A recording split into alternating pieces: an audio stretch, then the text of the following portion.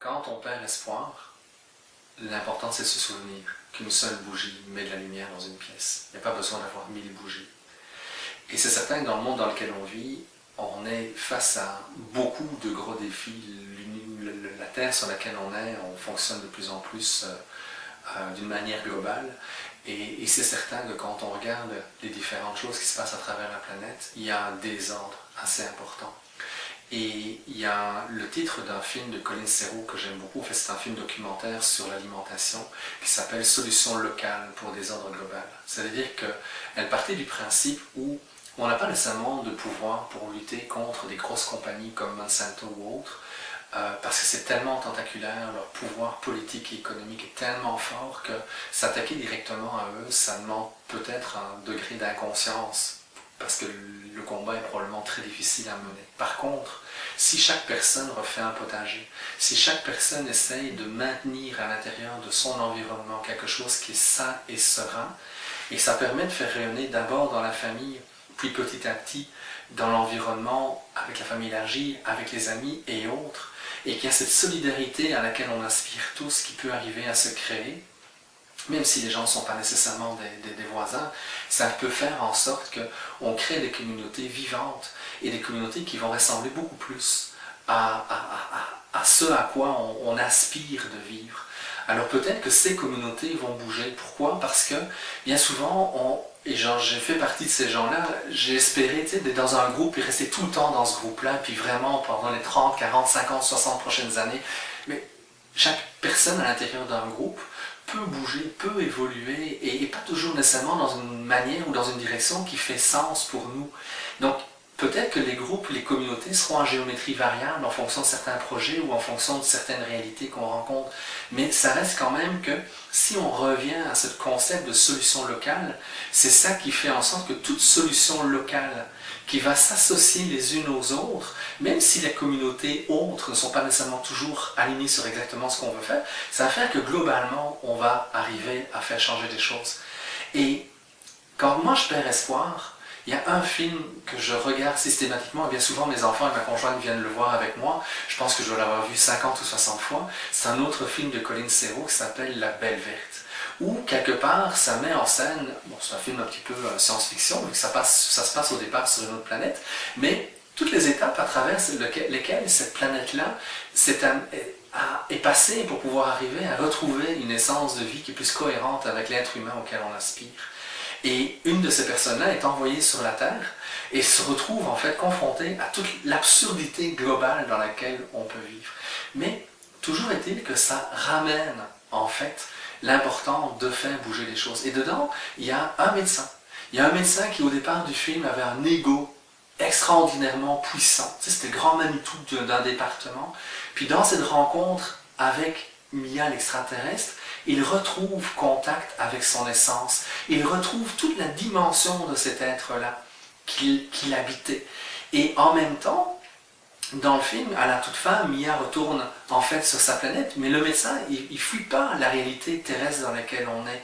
On est ici pour faire quelque chose, et c'est petit à petit qu'on va arriver à transformer les comportements autour de nous, et l'endroit où on a le plus de contrôle, où on a le plus, en tout cas, contrôle, j'aime pas ce terme-là dans le sens français, parce que souvent le contrôle c'est très rigide, je préfère le mot to control en anglais, qui est plus une conduite automobile, on ne contrôle pas grand-chose, mais le mot contrôle en anglais est beaucoup plus souple que le mot français.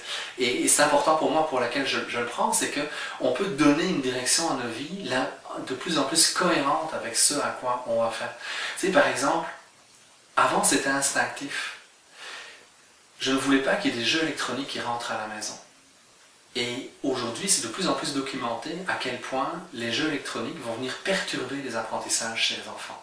La même chose avec la télévision. Et on peut simplement essayer de développer des attitudes avec nos enfants pour que, justement, ils soient plus cohérents avec...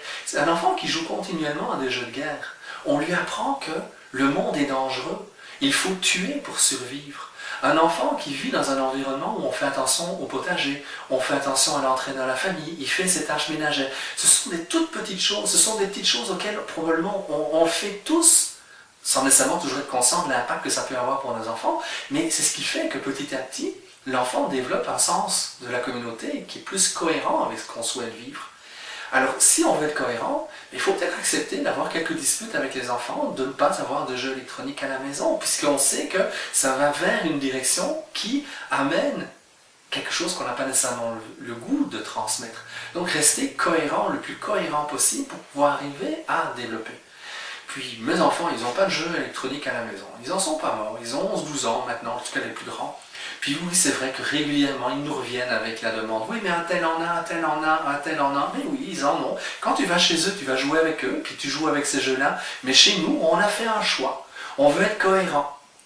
Et oui, mais donc je peux aller chez mon ami. Mais oui, quand tu es chez ton ami, tu peux jouer avec. De temps en temps, c'est pas. Sauf que si je l'avais à la maison, il faudrait que je me dispute tous les jours avec toi pour que tu puisses l'utiliser, pour que tu arrêtes de l'utiliser. Donc, on préfère que tu ne l'aies pas. Et c'est la même chose par rapport à plein d'utilisations, par rapport à des caprices, par rapport à l'usage de l'alcool, par rapport à toute une série de petites choses que dans notre quotidien, on peut faire des choix et le tout, c'est de rester le plus cohérent possible. Et cette cohérence-là va faire en sorte que l'enfant, confronté à lui, il va probablement être plus en contact avec lui.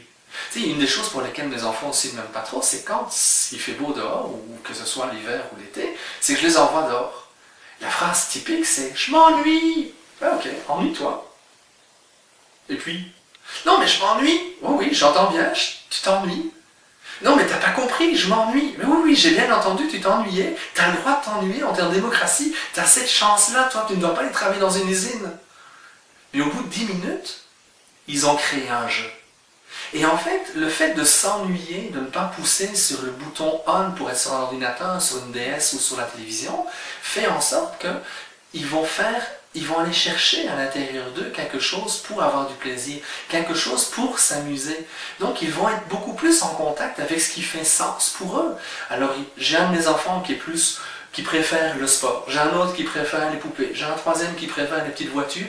Donc chacun va jouer en fonction de son essence et de ce qui y a du sens. Mais c'est pas moi qui vais forcer quelque chose, si ce n'est que oui, il y a peut-être une décision que l'on a prise, ma conjointe et moi, c'est d'interdire les jeux vidéo et de restreindre beaucoup la télé.